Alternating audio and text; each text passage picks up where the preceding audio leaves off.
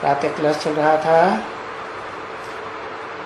20/11/1967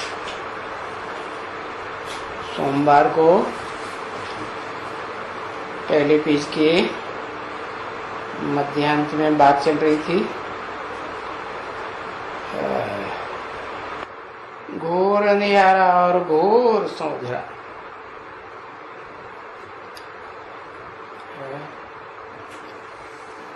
जिसको ज्ञान का तीसरा नेत्र मिलता है उसके लिए घोर सोझरा, और ज्ञान का तीसरा नेत्र नहीं मिला, इन्हीं आंखों से देखता है, इन्हीं आंखों में बुद्धि जाती है, मन जाता है, और जो आंखों का प्राप्ति है उसमें बुद्धि जाती है, मन जाता है। तो घोर अंधेरे में है या रोशनी में? अंधेरे में है। बताया कि सतयुग में तो घोर अंधेरा नहीं होता होगा ना, वहां तो घोर सुधरा, क्योंकि ब्रह्मा का दिन और ब्रह्मा की रात गाई हुई है ना। ब्रह्मा माने ज्ञान चंद्रमा, आधा समय रोशनी में रहता है और आधा समय अंधेरे में रहता है। नहीं रहता? रहता है। तो जो ज्ञान चंद्रमा ब्रह्मा आधा समय रोशनी में रहता है, तो वो रोशनी की दुनिया ही तो बनाएगा ना। कौन सी दुनिया? जहां अज्ञान अंधेरे का नाम निशान नहीं होता, रोशनी ही रोशनी, ज्ञान ही ज्ञान है। तो ज्ञान की रोशनी तो सुख ही सुख है। तो सतयुग में चंद्रमा की ये दिखाते हैं 16 कला संपूर्ण, इतनी रोशनी। तो सतयुग में जो निर्माण किया ज्ञान चंद्रमा ने सुख का, कितना निर्माण किया, कितनी लिमिट, 16 कला संपूर्ण सुख है। अरे भाई, जितना खुद अर्जन करेगा उतना ही तो अपने बच्चों को देगा। कमाई कम करेगा तो देगा भी कम देगा। तो 16 कला संपूर्ण जो ज्ञान चंद्रमा है, उसने 16 कला संपूर्ण सतयुग की रचना की। और जो रचना करेगा तो प्राप्ति भी करेगा कि नहीं? तो पहले 16 कला संपूर्ण कृष्ण की आत्मा वो ही बनती है। कौन? वो ब्रह्मा जो चतुर्मुखी ब्रह्मा कहा जाता है। ऐसा चतुर्मुखी चारों युगों में है। जैसे 4 दिशाएं होती है ना, तो चारों दिशाओं में उसका आधिपत्य है। कैसे? कि चारों मुखों को संगठित कर लेता है। नहीं तो अपने संगठन में बांध लेता है, तो आधिपत्य हो गया ना चारों युगों में। तो बताया कि सतयुग में कोई नहीं कहेगा हम अज्ञान अंधेरे में है, हमको ज्ञान की रोशनी दो। ज्ञान का सूरज प्रत्यक्ष करो, तो वहां होता ही है। संपूर्ण सूरज होता है, 24 घंटे रोशनी देता है, या 12 घंटे रोशनी और 12 घंटे रात अंधेरा? क्या होता है सतयुग में? 24 घंटे रोशनी ही रोशनी। जैसे आज की दुनिया में भी मिसाल है, नॉर्थ पोल और साउथ पोल पर 6 महीने का दिन होता है ना। तो ऐसे ही सतयुग और त्रेता आधा कल्प 2500 वर्ष रोशनी ही रोशनी है। सूर्य जैसे छिपता ही नहीं, तो बताया कि वहां कोई नहीं पुकारता है कि हम अंधेरे में इंसान हैं और हमको आ करके ज्ञान का सूरज चमका दे। अरे वो तो वहां तो चमकता ही रहता है, नहीं? हाँ, तो बताया वहां इंसान तो पक्के इंसान है ना, आत्म की स्थिति की शान में ही तो रहते हैं ना, कि कोई भूल जाता है? हाँ, वहां 24 घंटे आत्म की स्थिति की शान। अरे क्या सोते नहीं है? अरे सोता कौन है? देह सोती है या आत्मा सोती है? आत्मा सदा जागती ज्योति है या वो सोती हुई है? आत्मा तो सदा जागती है। तो जो आत्माएं सतयुग में देव आत्माएं थी, सदा जागती ज्योति थी, उनके सोने का तो सवाल। और सोता कौन है? थकान होती है तो सोता है, बहुत भाग दौड़ करेगा ना, इधर जाओ उधर जाओ, ये जाओ वो जाओ, ये करो वो करो, देह का ही धंधा ज्यादा, तो थकान होगी कि नहीं? और थकान होगी तो फिर नींद भी, हाँ नींद भी ज्यादा आएगी।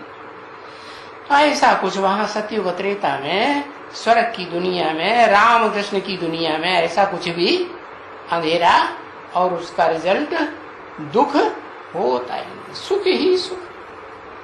बाद में पिछाड़ी में देखो, जब द्वैतवादी द्वापर युग आता है दैत्यों का, बता दिया ना किसका का युग? दैत्यों का, दिति की संतान। दिति माने है, दिति माने खंडित हो गई, जिसका ब्रह्मचर्य खंडित हो गया। हाँ, कैसे खंडित हो गया? अनेकों से आंख लड़ाना, अनेकों की बातें सुनना, विविचारी ज्ञान सुनना, एक से सुनना नहीं, दिल लगा के, मन लगा के। नहीं तो दिल में दिल लग जाता है, बस उसी से बातें करने की दिल होती है कि नहीं है? लेकिन विविचारी, विविचारी माने ज्ञान इंद्रियों से भी खंडित और कर्म इंद्रियों से भी खंडित। कर्म इंद्रियों में मुख्य इंद्रिय कौन सी है? काम इंद्रिय। तो काम इंद्रिय से द्वैतवादी द्वापर युग में सबसे पहले खंडित हो जाती है कौन? दिति। हाँ, तो वो दिति जो है, उससे जो संतान पैदा होती है वो दैत्यों की संतान। दिति की संतान बताया ना, ब्रह्मा की संतान ब्राह्मण, एक मात्रा बढ़ी ना। शिव की संतान शैव, एक मात्रा बढ़ी ना। विष्णु के फॉलोअर संतान एक मात्रा बढ़ वैष्णव। ऐसे ही दिति की संतान दैत्य। चीड़ फाड़ का काम उनका 24 घंटे बुद्धि में यही लगा रहता है। कैसे कोई साउथ कन्या मिले और उसकी चीड़ फाड़ करके रख दे, ऐसी बुद्धि बन जाती है। तो ये जो दैत्यों की दुनिया फिर दिनों दिन बढ़ती जाती है, द्वापर युग से या घटती जाती है? बढ़ती जाती है। कलयुग के अंत तक जाकर के ऐसी हालत हो जाती है कि ऐसे धर्म का वर्चस्व दुनिया में हो जाता है। मुख्य धर्म 4 है ना, देवता, इस्लामी, बौद्धि, क्रिश्चियन। तो क्रिश्चियन धर्म के जो सहयोगी आते हैं कलयुग में, वो फिर तो अति कर देते हैं, चीड़ फाड़ की, बस उनका धंधा ही है, उनकी दृष्टि ही ऐसी रहती है। इसको खोखला करो, इसको खोखला करो, इसकी चीड़ फाड़ करो, खुद उससे सुख बहुत उन्हें मिलता है। क्या सुख मिलता है कि दुख मिलता है? अरे शेर है, खूंखार जानवर है ना, तो जानवर को धंधा क्या है? जानवर का क्या धंधा? जानवर का धंधा है चीड़ फाड़ करना, फाड़ देता है। कोई भी जानवर को पकड़ेगा फाड़ देगा, खाएगा नहीं। कुत्ते का मांस नहीं खाएगा, छोड़ देगा। किसका खाएगा? बढ़िया बढ़िया जो होगा ना जानवर, तो फिर उसका मांस खूब खाएगा, लेकिन चीड़ेगा फाड़ेगा ना, तो उसका धंधा है खूंखार, खून खार। कैसा धंधा? खून खार कर देना, ऐसा धर्म। तो ये पिछाड़ी में जाकर के कलयुग के अंत में ये हालत हो जाती है? दुख बढ़ता है मनसा का कि घटता है? अत्यंत बढ़ जाता है। इतने दुखी हो जाते हैं। वो क्रिश्चियनिटी की दुनिया में तो खास क्रिश्चियंस का देश है ना, यूरोप अमेरिका, हाँ, तो उसमें तो ऐसे राक्षस बन जाते हैं जो भारत में कहते हैं पाताल लोक में रहते हैं। पाताल लोक माने पृथ्वी गोल है ना, तो ऊपर है भारत, उसके दूसरी ओर क्या होगा? अमेरिका, तो पाताल लोक हो गया ना। हाँ, पाताल। तो बताया पिछाड़ी में तो ये पाताल लोकवासी कितने आत्मघात करते हैं। क्या करते हैं? जीवघात। मेंटल टेंशन इतना बढ़ता है कि मेंटल टेंशन में आकर के वो अपनी ही हत्या, अपनी जीव हत्या कर लेते, जीव घात कर लेते। तो अति दुखी हुए कि नहीं? हाँ, अति दुखी, क्योंकि मन तो सबसे जास्ती इंद्रियों में शक्तिशाली होता है, और जो शक्तिशाली है वो ही इतना कमजोर बन गया है, सुसाइड करने के लिए अनसन्नद्ध हो गया। तो बताया ये गीत पिछाड़ी में ही बहुत बनते जाते हैं। क्या है? हम अंधेरे में हैं, अज्ञान अंधेरे में है, अंधेरे में होने के कारण, अज्ञान में होने के कारण हम बहुत दुखी हैं। हे भगवान, अब तो यहाँ आकर के क्या करता है? इस सृष्टि पर और धर्मपिताओं की तरह 100 साल के लिए ही आता है ना, ज्यादा तो नहीं आता। तो इस सृष्टि रूपी रंगमंच पर जो 4 सीन की, 4 युगों की सृष्टि है, इसमें आकर क्या कर दे है? तो ज्ञान का सूरज वो चमका दे जो चारों युगों में ज्ञान की रोशनी फेंकता है। आत्मिक स्थिति में रहेगा तो रोशनी फेंकेगा, या देवान में ज्यादा रहेगा तो फेंकेगा? आत्मिक स्थिति में शूटिंग कहाँ होती है? रिहर्सल तब होती है जब supreme soul heavenly God father Shiv, जो जन्म मरण के चक्र से न्यारा है, गर्भ से जन्म नहीं लेता है, अकर्ता भोक्ता निराकार है, तो वो निराकार शिव इस सृष्टि पर 100 वर्ष के अंदर इस दुनिया की शूटिंग कराने आता है, रिहर्सल कराने आता है। क्या बड़ा डायरेक्टर हुआ ना? हाँ, कैसा डायरेक्टर? Managing director. जो मैनेजिंग डायरेक्टर होता है ना, वो थोड़े समय के लिए आता है, चक्कर लगाता है कि 24 घंटे कारखाने में चला रहता है। हाँ, उसको तो बुद्धि ज्यादा है ना, उसने पढ़ाई पढ़ी है कि पढ़ाया है हमेशा का। हाँ, जन्म ही नहीं लेता तो वो तो हमेशा का ही पढ़ा है। जो जन्म मरण के चक्कर में आते हैं वो सब भूल जाते हैं, है? इस जन्म की भी बहुत बातें भूल जाती हैं, पिछले जन्म की तो बहुत ही भूल जाते हैं। तो ये गीत इस समय होते हैं, किस समय? जब बाप इस सृष्टि पर आते हैं, ये दुनिया रौरव नरक बनना लगती है, तब इस समय ये गीत बनते हैं। सतयुग में तो ऐसे गीत कोई बनाएंगे भी नहीं है, न बनाएंगे न कोई गाएगा। इसलिए बाबा ने हम बच्चों को भी डायरेक्शन दे दिया। क्या अब तो तुम पुरुषोत्तम संगम युगी ब्राह्मण हो गए ना, ऊंचते ऊंच हो गए कि क्षत्रिय हो गए, वैश्य हो गए कि शूद्र हो गए। क्योंकि भगवान बाप तो कहते हैं मैं आता हूं तो 4 वर्णों की रचना कर देता हूं। क्यों ऐसा क्यों करते हो? कोई को ऊंचा बनाते हो, कोई नीचा बनाते हो? कहते हैं नहीं, मैं नहीं बनाता हूं, अपने अपने स्वभाव संस्कार के अनुसार खुद ही अपनी ऐसी शूटिंग करते हैं।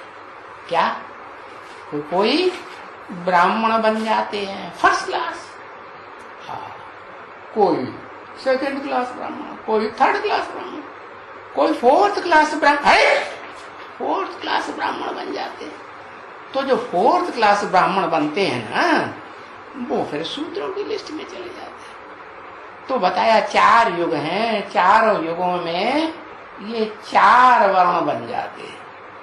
सतयुग में पक्के ब्राह्मण, त्रेता में क्षत्रिय, द्वापर में वैश्य। वैश्य क्या? अरे धरणी को चीड़ फाड़ करने का काम शुरू करते हैं कि नहीं? हल चलाते हैं कि नहीं? हाँ, हल चलाते हैं, चीड़ फाड़ कर देते, तब पैदाइश करते हैं।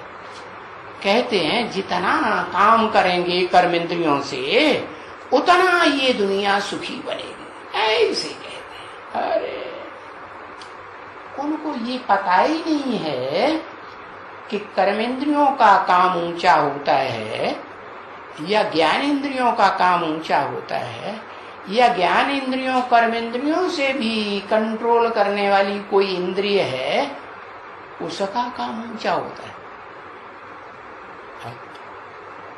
ज्यादा शक्तिशाली कौन है? मन। तो मन जो है ना, वो सब इंद्रियों का कंट्रोलर, 10 इंद्रियों का कंट्रोलर है। तो वो जो कार्य करेगा वो तो ऊंचाई काम करेगा ना। हाँ, तो जो मन है उससे होती है याद। मन से क्या कर सकते हैं? याद कर सकते हैं। बाकी कोई स्थूल काम करने की बात नहीं है। सबसे ऊंची है याद। किसकी याद?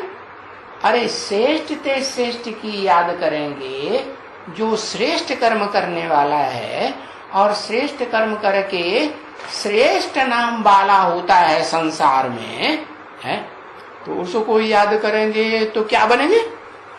श्रेष्ठ बनेंगे। और जो भ्रष्ट कर्म करने वाले हैं, दुख देने का कर्म करने वाले, अच्छा कर्म क्या होता है? सुख देना या दुख देना? सुख देना अच्छा कर्म। तो जो सुखदायी काम करते हैं, हाँ, वो स्वर्ग में ज्यादा सुख भोगेंगे, और दुखदायी काम करते हैं तो दुख भोगेंगे।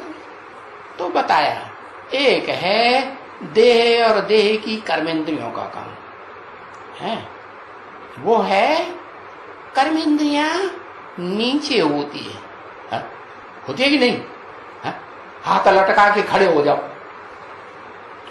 हाथ भी है, कमर का आधा हिस्सा नीचे, कमर से ऊपर का हिस्सा ऊपर। तो हाथ नीचे चले जाएंगे कि ऊपर रहेंगे? नीचे गए ना।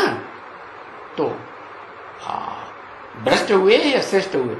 हाँ, भ्रष्ट हुए। ऐसे ही पांव, पांव तो सबसे नीचे। ऐसे ही जो गंध करने वाले हैं, टट्टी पेशाब, वो भी तो इंद्रियां हैं। हाँ, उन इंद्रियों से ऐसे नहीं है कि सभी इंद्रियां दुखदाई ही काम करती है, कुछ न कुछ सुखदाई भी काम। लेकिन ये इंद्रियां ऐसी हैं, भ्रष्ट इंद्रियां, जिनसे सुख बहुत क्षण भंगुर रह जाता है और दुख अति का बढ़ता है। अति का दुख बढ़ता है। उन कर्मेंद्रियों से, भ्रष्ट कर्मेंद्रियों से करने से तो रिजल्ट क्या होगा? हाँ, कर्मेंद्रियां जो फल देंगी और ज्ञान इंद्रियां भी जो फल देंगी, और जो मन भी जो फल देगा उन इंद्रियों को कंट्रोल करने वाला, वो दुखदाई होगा या सुखदाई होगा? दुख बढ़ेगा ना। दुख बढ़ेगा तो मेंटल टेंशन बढ़ेगा। मेंटल टेंशन बहुत अति का बढ़ जाता है तो फिर आदमी अपने की शरीर को ही खत्म, वो जानता तो है नहीं कि हम कोई शरीर तो है नहीं, भले तुमने शरीर खत्म कर दिया। शरीर खत्म करने से आत्मा खत्म हो जाती है? मन बुद्धि खत्म हो जाती है? नहीं, न मन बुद्धि खत्म होती है, न ज्ञान इंद्रियां खत्म होती। ज्ञान इंद्रियां सूक्ष्म रूप धारण कर लेती। अरे सोते हैं, शरीरधारी सोते हैं कि नहीं? तो जब सुसुप्ति अवस्था में सोते हैं, कुछ भी कर्म नहीं करते, आंखों से देखते भी नहीं, कानों से सुनते भी नहीं, और कर्म इंद्रियों से कर्म करते हैं? नहीं करते हैं सुसुप्ति में। तो वो इंद्रियां सूक्ष्म में कर्म करती हैं कि नहीं? स्वप्न में करती है ना। तो सूक्ष्म इंद्रियां जो हैं वो तो नष्ट नहीं होती, वो आत्मा के साथ ही जाती है। मन हो, बुद्धि हो, मन को भी कंट्रोल करने वाली आत्मा, उसको कहते हैं बुद्धि। तो बताया कि जो द्वैतवादी द्वापर युग है ना, वो है ब्रह्मा की रात। क्या अज्ञान अंधेरा शुरू हो गया कि ज्ञान की चढ़ती कला रह गई, ज्ञान रह गया। अरे तेजी से ज्ञान नीचे उतरता है। द्वापर के आज में फिर भी ऋषि मुनि कुछ ज्ञानी होते थे, लेकिन वो तो नीचे ही उतरते जाते हैं। क्यों? क्योंकि उन ऋषि मुनियों की संख्या बहुत थोड़ी है ना, और जो ऊपर से आने वाली आत्माएं हैं, भ्रष्ट इंद्रियों से कर्म करने वाली, भ्रष्ट इंद्रियों का कर्म सिखाने वाली, उनकी संख्या तो बहुत बहुत उतरना शुरू हो जाती है। तो भ्रष्टों का संग का रंग ज्यादा हुआ या श्रेष्ठ का संग का रंग ज्यादा हुआ? है? इस दुनिया में भ्रष्ट लोगों का संग का रंग ज्यादा हो गया। तो वो देव आत्माएं जो हैं, हाँ, उनमें क्या एक कमजोरी होती है? वो मात्र देश की आत्माएं हैं। क्या? मात्र देश एक ही है, भारतवर्ष। भारतवर्ष की जो भी भारतवासी आत्माएं हैं, भले 33 करोड़ देव आत्माएं कही जाती हैं, सतयुग के आदि से लेकर के कलयुग के अंत तक इस सृष्टि रूपी रंगमंच पर उतरती रहती हैं, तो भी उनमें वो माता का मोह होता है या नहीं होता है? सबसे जास्ती। क्या? वो मात्र देश की आत्माएं, उनमें माता का मोह बहुत होता है। इसलिए जो भी ऊपर से आने वाली आत्माएं हैं, उन्हीं के द्वारा तो जन्म लेंगी। ऊपर वाली आत्माओं का कोई पाप कर्म होता है क्या? परम धाम से, आत्मलोक से जो आत्माएं उतरती हैं, उनका कोई पाप होता है? नहीं होता। तो वो तो गर्भ से जन्म नहीं, तो किससे जन्म लेंगी? हाँ, इस सृष्टि पर जो भी देहधारी हैं पहले से मौजूद, उन्हीं में प्रवेश करती है। तो वो तो सृष्टि के आदि से लेकर के कलयुग के अंत तक वो मात्र देश वाली आत्माएं, भारतवासी आत्माएं, वो उतरती रहती है, और ऊपर से उतरने वाली आत्माएं उनमें प्रवेश करती है। जितनी ऊंची आत्मा होगी, उतने ऊंचे देवता में प्रवेश करेगी। क्या? सबसे ऊंची आत्मा कौन है? अरे सबसे ऊंचा आत्मा शिव, प्रजापिता। लड्डू प्रजापिता कहता है। प्रजापिता क्यों लिख दिए? हाँ, शिव। शिव माने कल्याणकारी। शिव अकेला नहीं शिव कहना चाहिए, कहना चाहिए सदा शिव, सदा कल्याणकारी। या कभी कभी जब पूछा जाए तब बताओ, सदा कल्याणकारी या कभी कल्याणकारी और कभी अकल्याणकारी? नहीं, सदा कल्याणकारी। तो वो ऊंचते ऊंच आत्मा जो है, वो इस सृष्टि पर है। जैसे धर्म पिताएं पहले जन्म में उतरते हैं ना, पहला शरीर जो धारण करते हैं ना, तो उसमें 100 साल का ज्यादा से ज्यादा पार्ट बजाते हैं और अपना धर्म स्थापन करते हैं। उन धर्म पिताओं ने किसको फॉलो किया? हाँ, सुप्रीम सोल बाप को फॉलो किया, जो सत धर्म की स्थापना करने वाला है। अब सबसे ऊंचे थे ऊंचा, 100% सच्चा, वो तो सुप्रीम सोल सदा शिव है, हेवनली गॉड फादर। वो इस सृष्टि पर गर्भ से जन्म तो लेता नहीं, इसलिए देह का सुख नहीं भोगता है। नहीं भोगता, वो आत्मा का सुख भोगता है। आत्मा माने आत्मा भी कैसी? आत्मा एक होती है मन बुद्धि वाली, और एक आत्मा ऐसी जो सिर्फ बुद्धि की ही प्रधानता होती है। लेकिन वो जब इस सृष्टि पर आती है तो आप समान बनाती ही नहीं, तो एक आत्मा को जरूर आप समान बना जाती है, जिसे कहते हैं तीसरा नेत्र बुद्धि का नेत्र, त्रिनेत्री। तो वो आत्मा भी बुद्धि में बड़ी तीखी रहती है।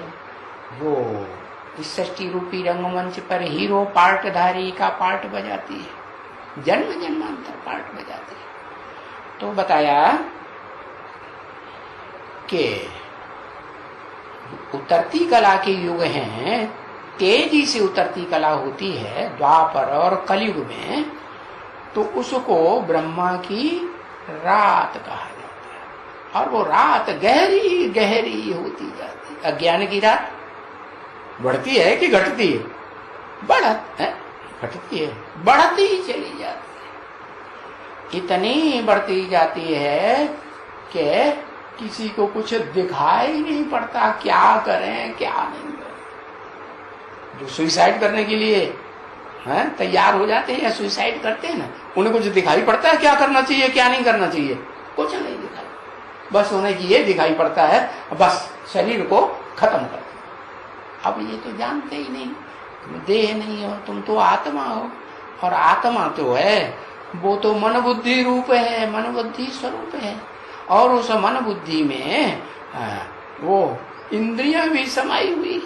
मन जो है जिन इंद्रियों को कंट्रोल करता है, वो इंद्रियां मन बुद्धि रूपी आत्मा के साथ शरीर छोड़ करके साथ ही जाती।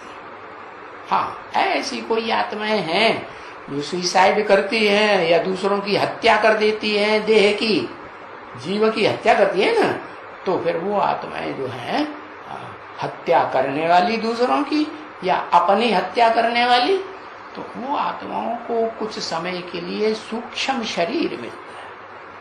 क्या उस सूक्ष्म शरीर से जैसे स्वप्न में आत्मा भटकती रहती है इधर उधर, दुनिया में भटकती है ना, हाँ, क्या शरीर छोड़ देती है? शरीर तो रहता है। तो ऐसे ही वो आत्माएं तो शरीर छोड़ करके बस इस दुनिया में भटकती रहती है, भटकती। हाँ, उनमें भी कोई अच्छी आत्माएं, अच्छी तो थोड़ी होंगी ना, हाँ, उनको कहते हैं फरिश्ताई आत्माएं नंबरवार। और कुछ ऐसी आत्माएं हैं जिनका फर्श वाली दुनिया से रिश्ता टूटता ही नहीं। क्या भले शरीर छूट गया या देह छूट गई, लेकिन देह का रिश्ता छूटता नहीं छूटता है।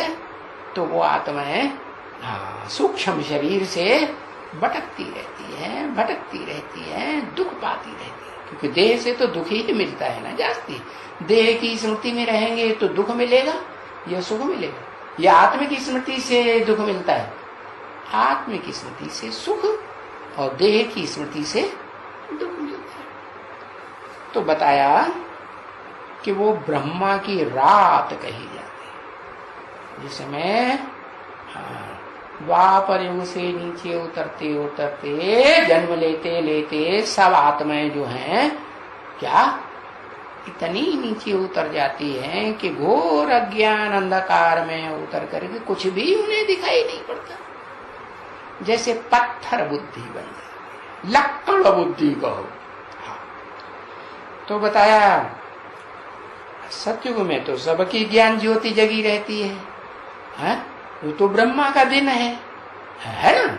और ब्रह्मा की जो रात है, द्वैतवादी द्वापर युग दैत्यों का, फिर कलयुग में राक्षसों का है। हाँ, तो वहां सबकी ज्ञान की ज्योति बुझ जाती है, बुझने लगती है, एकदम अज्ञान अंधकार में आ जाती है आत्मा। और तुम बच्चों को तो नंबरवार ज्ञान का तीसरा नेत्र तो बाप आकर देते ही, देते हैं कि नहीं देते हैं? किनको है? तुम बच्चों। इन बच्चों को नहीं, इनको जो बाजू में बैठे, पहले नंबर में कौन बाजू में बैठा है? शिव बाप बोलते हैं इन बच्चों को मैं ज्ञान नहीं सुनाता हूं, मैं इस ब्रह्मा को नहीं सुनाता हूं, क्या मैं तो तुम बच्चों को सुना। तो तुम किसे कहा जाता है? जो सन्मुख बैठ के सुनते हैं, मुख के सामने। माने शिव बाप को तो अपना मुख नहीं है, लेकिन जिस मुख में परमानेंटली प्रवेश करते हैं मुकर्रर रूप से, उस रथ के सन्मुख बैठ करके सुनते हैं, तो वो सन्मुख बच्चे के लिए कहा तुम बच्चे हैं। तुम बच्चों को तो तीसरा नेत्र बाप देते हैं ना, ज्ञान का तीसरा नेत्र नहीं देते हैं?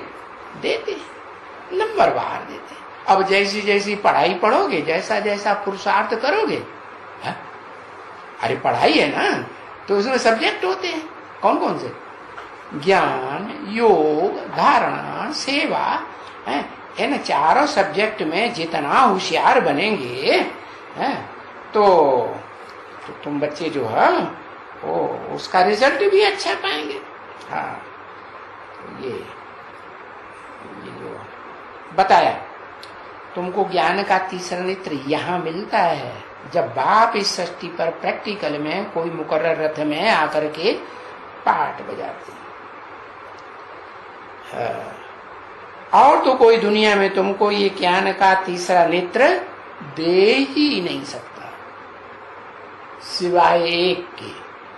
एक माने आत्माओं का बाप नहीं, सिर्फ ज्योति बिंदु नहीं, वो बाप भी जिस मनुष्य सृष्टि में आकर के मनुष्य सृष्टि के बीज रूप बाप के मुकर्रर रथ में प्रवेश करके पार्ट बजाता है, तो व्यक्ति हुआ कि अव्यक्त हुआ? अव्यक्त माने जो आंखों से देखने में नहीं आए। आत्माओं का बाप ज्योति बिंदु शिव आंखों से देखने, अपनी आत्मा ही नहीं देखने में आती। तो बताया कि व्यक्त उसमें वो सुप्रीम सोल अव्यक्त भी बैठा है और साकार शरीर में प्रवेश है मुकर्रर रथ में, तो व्यक्त भी है। इन आंखों से देखा जा सकता कि नहीं? देखा जा सकता, लेकिन वो तब ही देखा जा सकता है, वो ही देख सकते हैं जो ज्ञान का तीसरा नेत्र अपना पक्का करेंगे। अब जितनी जल्दी आत्मा का ज्ञान का तीसरा नेत्र पक्का कर लेंगे कि मैं ज्योति बिंदु आत्मा हूं, क्या अब सब एक जैसा तो नहीं कर पाएंगे? बिना शुरू हो जाएगा, मारा मारी भगत दड़ शुरू हो जाएगी, तो नंबरवार रह जाएंगे कि सब एक जैसे हो जाएंगे? नंबरवार रह जाएंगे। तो कोई तो 100% 24 घंटे आत्मिक स्टेज में रहेंगे, माने बुद्धि रूपी तीसरा नेत्र प्राप्त कर लेंगे 24 घंटे का। कोई फिर नंबरवार हो जाएंगे, होंगे कि नहीं? हाँ, तो वो नंबरवार बनने वालों में भी तुम बच्चे हो, जो ज्ञान का तीसरा नेत्र तुमको बाप आकर देते हैं। बाप के सिवाय और कोई नहीं दे सकता तीसरा नेत्र, क्योंकि ज्ञान का सागर तो एक ही बाप है। क्या कहा? ऐसे नहीं कि ज्ञान सूर्य चैतन्य आकर के तुमको ज्ञान का नेत्र दे देते हैं सीधा। वो क्यों नहीं दे सकते? है? हाँ, वो दे सकते हैं, देते भी हैं, क्योंकि तुम बच्चे जानते हो इस मनुष्य सृष्टि में जो बड़े बड़े ज्ञानी हैं, जिन ज्ञानियों को दुनिया की बड़ी बड़ी जेंट्री फॉलो करती है कि नहीं? जो फॉलो करती है वो बुद्धिमान आत्माएं होती हैं या बुद्धू होती हैं? हाँ? बुद्धू होती है, बुद्धिमान होती हैं। तो बुद्धिमान आत्माएं जो फॉलो करती हैं, तो जिसको फॉलो करती हैं धर्म पिता को, वो धर्म पिता जो है, वो धर्म पिता भी प्रयास तो यही करता है। कोई भी धर्म पिताएं जो हैं, इस सृष्टि के 10 मुख्य धर्म है ना, एकदम 100% आस्तिक से लेकर के 100% नास्तिक का धर्म पिता है ना। तो वो 10 प्रकार की धारणा वाले धर्म पिता हैं, मुखिया, वो प्रैक्टिस तो यही करती है। क्या क्या प्रैक्टिस करती है? कि हम निराकार को ही याद में रहें। क्योंकि उन्हें भी पता तो चल जाता है ना कि दुनिया की सबसे शक्तिशाली सोल है, सबसे शक्तिशाली आत्मा कौन है? हाँ, एक ही आत्मा है, सुप्रीम सोल, जो सदा निराकारी स्टेज में रहते। तो वो प्रयास तो यही करते हैं, कोशिश ऐसे ही करते हैं कि उसको याद करें। हाँ, खींच के भी याद करते हैं, हठ योग से भी याद करते हैं। हठ योग से याद करेंगे तो ज्यादा दुखी होंगे, ज्यादा दुख प्राप्त होगा, कठिनाई ज्यादा होगी या कम कठिनाई होगी? हाँ, ज्यादा कठिनाई। ये बात गीता में भी लिखा हुआ है, देहवद्भिर्रवापिते। क्या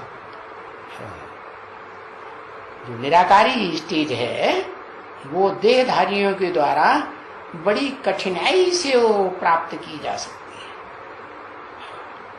क्योंकि जो दूसरे धर्म के लोग हैं ना, इस्लामी हो, बौद्धी हो, क्रिश्चियन हो, है, और उनके फॉलोअर्स धर्म पिताएं हो या उनके फॉलोअर्स हो, वो तो ये समझते रहे जन्म जन्मांतर कि हम तो देह हैं। क्या क्या समझते रहे? देह समझते रहे। इसलिए देह को सुरक्षित करके जमीन में गाड़ करके रखते हैं। क्या कि अल्लाह ताला आएंगे, गॉड फादर आएंगे तो वो हमको जमीन दोज से जगाएंगे और हम मुर्दे में से निकल करके जिंदा हो करके खड़े हो जाएंगे, कयामत के समय में आएंगे। ऐसी उनकी धारणा। अरे वो ये समझते नहीं है कि ये मिट्टी से बनी हुई जो देह है, पृथ्वी जल वायु अग्नि आकाश, ये पृथ्वी मिट्टी है ना, तो मिट्टी से ये बनी हुई जो देह है ये तो मिट्टी में मिल जाएगी। तुम भले संभाल के रखो, उनकी कब्र बना के रखो सीमेंट की। अरे सीमेंट की नहीं तो सोने की वो उनको घर बना के रखो, लेकिन वो तो फिर भी सड़ जाएगी कि रह जाएगी?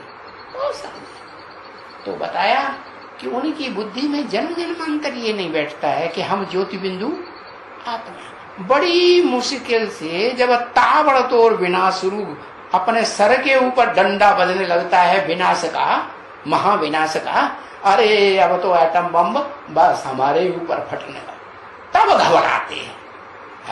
और घबराहट में आकर क्या करते हैं फिर? घबराहट सरेंडर कर देते हैं। भारतवासी है ना, जो मानते हैं कि हम आत्मा हैं, हम सिर्फ देह है नहीं, तो 33 करोड़ देवताएं क्या मानते हैं? यही मानते हैं कि हम तो आत्मा भी है और देह भी है, लेकिन मुख्य क्या चीज है देह में? आत्मा। तो आखिरकार फिर भारत को सरेंडर कर दिया। फिर क्या हुआ? अरे फिर पछताए होत का जब चिड़िया चुंग गई खेत। क्या? हाँ, वो चिड़िया जो ज्ञान योग के पंखों से उड़ती है ना, कोई बहुत ऊंची उड़ती है, कोई नीची नीची स्टेज में उड़ती है ना, ज्ञान की परी कह दो, तो वो परियां और सारा ले गई, सारा ज्ञान चुंग गई है। जो असली ज्ञान की चीज थी कि मैं आत्मा हूँ, मुझ आत्मा का बाप ज्योति बिंदु परम पिता परमात्मा है, और उसको तभी अच्छी तरह से प्राप्त कर सकेंगे जब हम अपन को ज्योति बिंदु आत्मा समझें। और ज्योति बिंदु आत्मा समझ करके जो ज्योति बिंदु की स्टेज में टिकने में 100% परफेक्ट जो हो जाएगा मनुष्य सृष्टि का बीज रूप आदम, तो फिर उसके सहयोग से हमें क्या होगा? हम भी क्या करेंगे? हम भी उसके संग के रंग से, चले देह का ही संग करेंगे तो भी हम आत्मिक स्थिति में आकर के प्राप्ति करेंगे या नहीं करेंगे? आत्मिक स्थिति में आएंगे और फिर ज्यादा से ज्यादा उस परमात्मा पार्ट जिसे कहा जाता है, परमात्मा, आत्माओं के बीच में परम पार्टधारी हीरो आत्मा का जितना संग करेंगे, भले देह का ही संग ज्यादा करें, छोटी ज्योति बिंदु आत्मा सूक्ष्म नहीं याद आए तो भी देह भी याद आए, बड़ा रूप, तो भी क्या होगा? हमारा कल्याण होगा या नहीं होगा? हो ही। संग के रंग की बलिहारी है या नहीं? सत्य संग के बलिहारी है या झूठ संग की बलिहारी? तो उसकी देह भी सत्य है इस दुनिया में। सत्य माने अविनाशी, जिसका कभी विनाश नहीं होता। और असत्य माने असत्य माने जैसे गीता में ना असते विद्यते भावो ना भावो विद्यते। जो सत्य है उसका कभी इस दुनिया में अभाव नहीं होता, और जो असत्य है वो तो आज है कल खलास। जैसे बड़े बड़े महाद्वीप हैं, उन बड़े बड़े महाद्वीपों में और बड़े बड़े धर्म पिताओं के फॉलोअर्स का राज्य चल रहा है ना, आज चल रहा है ना। हाँ, तो कितने भी बड़े महाद्वीप हो, एशिया हो, अमेरिका हो, यूरोप हो, अफ्रीका हो, ऑस्ट्रेलिया, कोई भी हो, भले बड़े बड़े हैं तो भी उनका विनाश होता है या नहीं होता है? कि वो इस सृष्टि पर बने रहेंगे?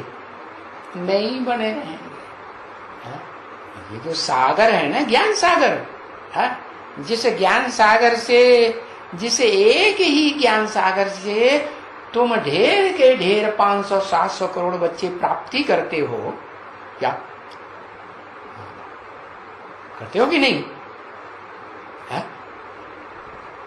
चाहे सन्मुख बैठने वाले हो, चाहे सन्मुख बैठने वाले नहीं हैं, आधार मूर्त आत्माएं हैं, चाहे बहुत दूर रहने वाले हैं, लेकिन प्राप्ति किससे करते हैं?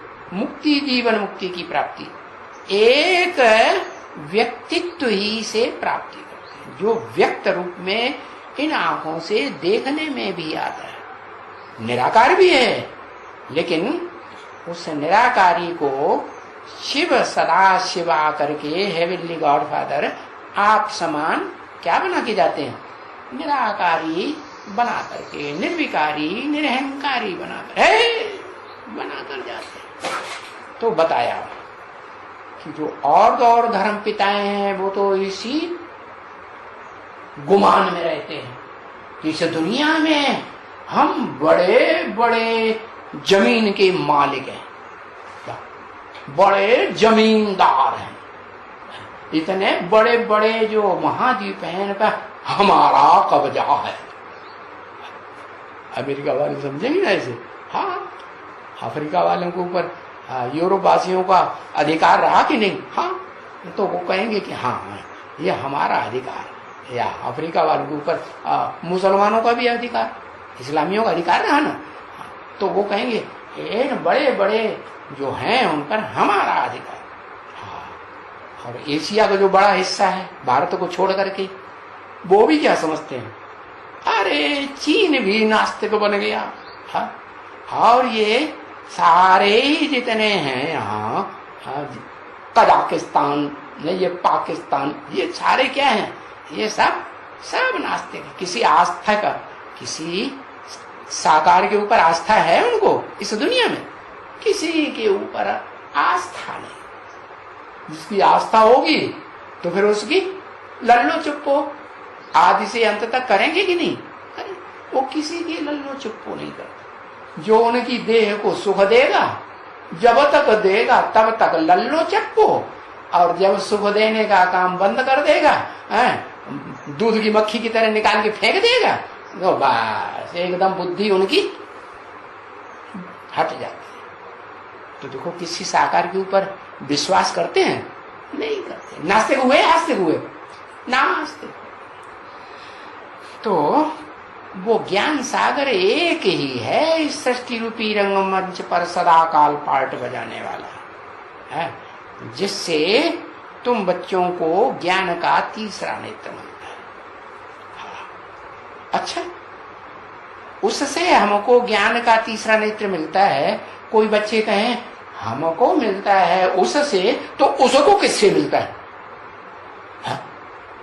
वो जिससे लेता है हम भी उसी से लेंगे। ऐसा अहंकार कोई को आ सकता है कि नहीं? आता है।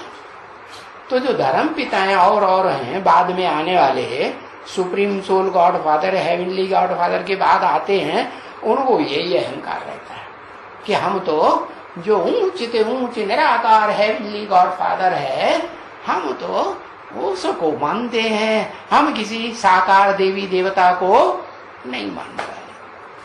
हाँ, और अगर कुछ मानेंगे भी तो फिर जो ऐसे हैं जो फरिश्ता बन गए, जिनका फर्श की दुनिया वालों से, साकार शरीरधारियों से कोई रिश्ता नहीं है, हम उन फरिश्ताओं को मानते हैं। जैसे उनमें मुख्य है जबराइल, तो वो जबराइल की बड़ी मिन्नत करेंगे, बार बार आवाहन करेंगे, बार बार याद करेंगे।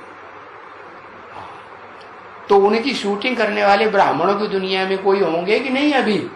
हाँ, वो भी है। क्या सूर्यवंशी और चंद्रवंशी जो ब्राह्मण बनते हैं, वो ब्राह्मण तो क्या उन गिरती कला वालों में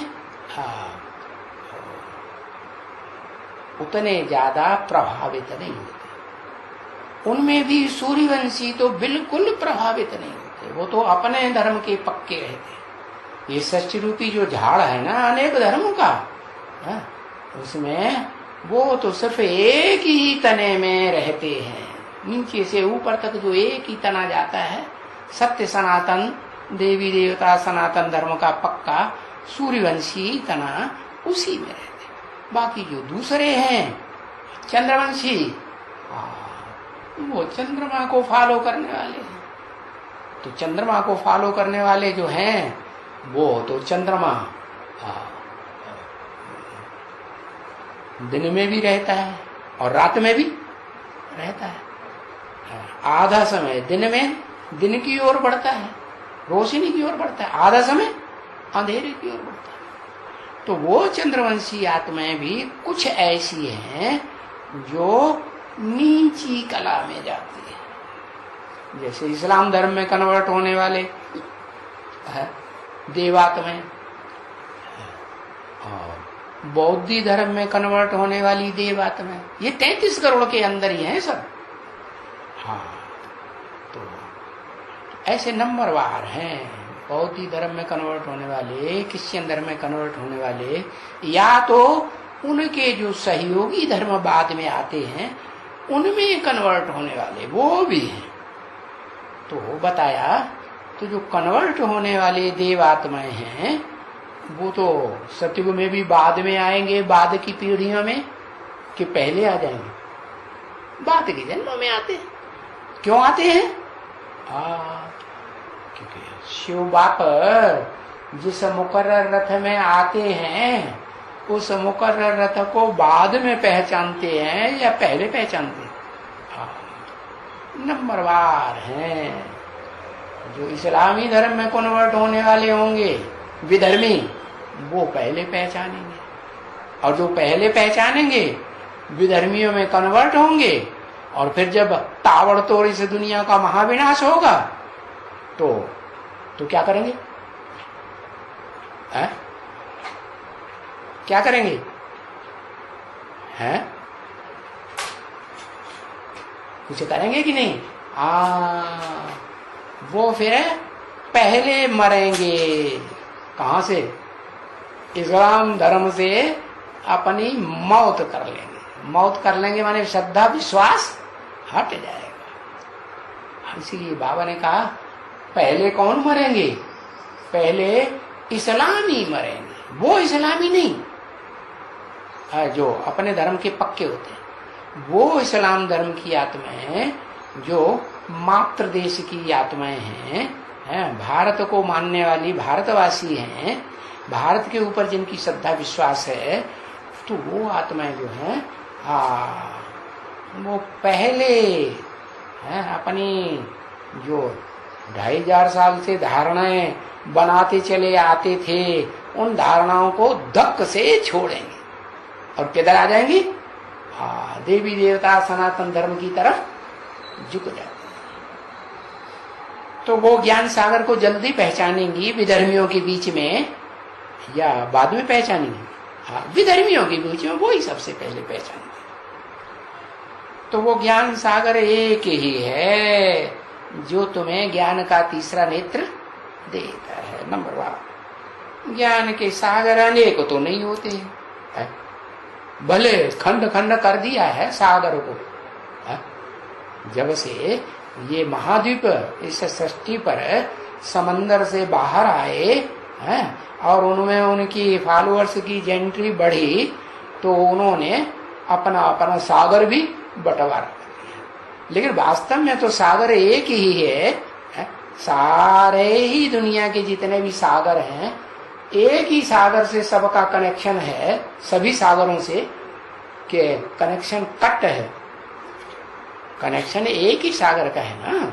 हाँ, तो बताया ज्ञान के सागर अनेक नहीं होते हैं जिसे सागर कहा जाता है। हाँ, महा शब्द लगाए देते हैं, महासागर, जैसे ब्राह्मण में लगा देते हैं ना महाब्राह्मण। कर्म कैसे करते हैं? महाब्राह्मण नीच कर्म करते हैं कि ऊंच कर्म करते हैं? नीच कर्म करते हैं तो वो ऐड हो जाते हैं। भले हैं तो ब्राह्मण ना, तो ब्राह्मणों के साथ ऐड हो गए। ऊंचे ब्राह्मण जिंदगी भर नीच कर्म करते गए और अंत में जाकर के जो ऊंची कैटेगरी के ब्राह्मण हैं उनसे जुड़ गए तो क्या हुए? महाब्राह्मण हुए ना। तो नीचे हुए, नीचे होंगे या ऊंचे होंगे? नीचे, ऊंचे, ऊंचे। अच्छा, ऊंचे कैसे? लास्ट में जाके जुड़े ना तो नीचे ही ब्राह्मण हुए ना, तो महाब्राह्मण। ऐसे ही कहते हैं महाविष्णु। क्या महाविष्णु माने? जो महान के महान विष्णु है कहा जाता है। लेकिन कर्म, कर्म कैसे करता है? नहीं, जाता है शुक्राचार्य के पैर में और शुक्राचार्य की जो अम्मा है, शुक्राचार्य घर में होते नहीं तो उनकी अम्मा को हत्या कर देता है। तेरे की नहीं, कैसा विष्णु है, सत्यानाश कर दिया। अरे विष्णु तो ऊंचे ऊंचे देवता माना जाता है, उसका नाम बदनाम करके रख दिया। क्यों? वो कौन सा महाविष्णु हुआ? ऊंचे ऊंचे विष्णु कौन हुआ? और उसमें ऐड होने वाला जो बाद में ऐड होता है तो महाविष्णु कहा जाता है। वो कौन हुआ है? हाँ, जो आदि नारायण है वो है महाविष्णु। क्यों? कैसे? विष्णु माने स्त्री और पुरुष दोनों मिल गए तो विष्णु हुए, उसको विष्णु कहा जाता है। जिनके संस्कार मिलकर के स्त्री पुरुष के एक हो जाएं, स्वभाव संस्कार। तो देह है, देह क्या हो गई? प्रकृति, प्रकृति हो गई ना, प्रकृति माता। और प्रकृति माता का पति प्रकृति पति। वो प्रकृति पति कौन हुआ बता? अरे इतनी देर प्रजापिता, जो सारी सृष्टि का पिता है ना, वो पिता भी बनता है और सारी दुनिया की मनुष्य आत्माओं का पति भी है। पति माने रक्षा करने वाला है कि नहीं? तो बताया कि वो प्रजापति जिसे कहा जाता है और वो उसका शरीर अम्मा का पार्ट बजाता है। बड़े से बड़ी अम्मा की छोटी से छोटी अम्मा, नंबरवार अम्मा। बताया कि महाविष्णु समझ गए कौन हुआ? तो महाशब्द लगा, इसका मतलब है कि महा बाद में लगा कि पहले लगा? बाद में लगा महा। जैसे महाब्राह्मण है तो जो ऊंचते ऊंच विष्णु है, ऊंचते ऊंच ही कर्म करता है और ऊंचते ऊंच ही सुख अतीन्द्रिय सुख भोगता है सदा काल। शरीर से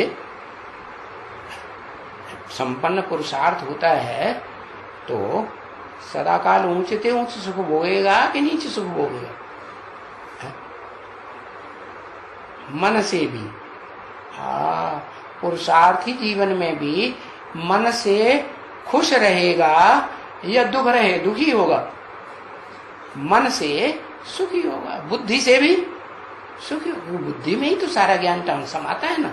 तो ज्ञान के जो रत्न मिलते हैं ना, उन रत्नों की खुशी में खुशी जैसी खुराक नहीं। मन बुद्धि को क्या खुराक चाहिए? खुशी की खुराक चाहिए। तो वो तो हुआ एक है जो ऊंचते ऊंच विष्णु का पार्ट बजाने वाली ओरिजिनल आत्मा है।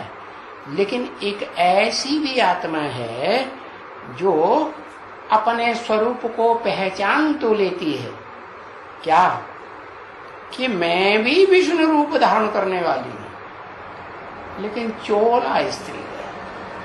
क्या स्त्री चोला है या पुरुष चोला? स्त्री चोला।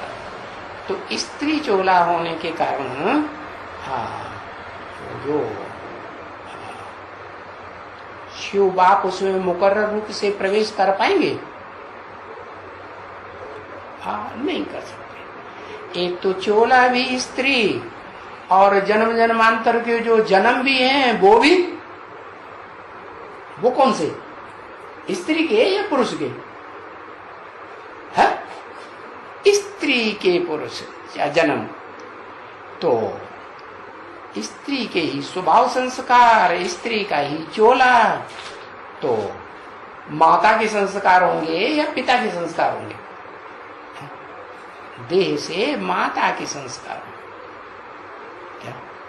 आत्मा तो पुरुष होती है, लेकिन आत्मा में भी माता के संस्कार ज्यादा है। जन्म जन्मांतर के स्वभाव संस्कार उस आत्मा में कौन से पड़े हुए हैं? कौन सा जन्म लेने के? स्त्री चोले। तो बताया कि वो मोह ममता ज्यादा रहती। तो जहां वो आत्मा जन्म लेती है, ब्रह्मा से ही जन्म लेगी ना। अरे राधा कहां से जन्म लेती है? वो पुरुष चोले हैं पार्ट बजाने वाले षष्ठी रूपी रंगमंच पर, उसमें दिखाते हैं भक्ति मार्ग में कि कृष्ण है सबसे ऊंचे के ऊंचा भगवान। है कहां की यादगार? वो सत्युगी कृष्ण की 16 कला संपूर्ण की यादगार है क्या? नहीं, यादगार तो सारी संगम युग की होती है ना। तो संगम युग में जो कृष्ण वाली आत्मा है, कृष्ण माने आकृष्ट करने वाली, सारी दुनिया को आकर्षित करने वाली, वो कौन है? समझ में आया कि नहीं? सारी दुनिया को आकृष्ट करने वाली आत्मा है कौन है? सारी दुनिया को आकृष्ट करने वाली आत्मा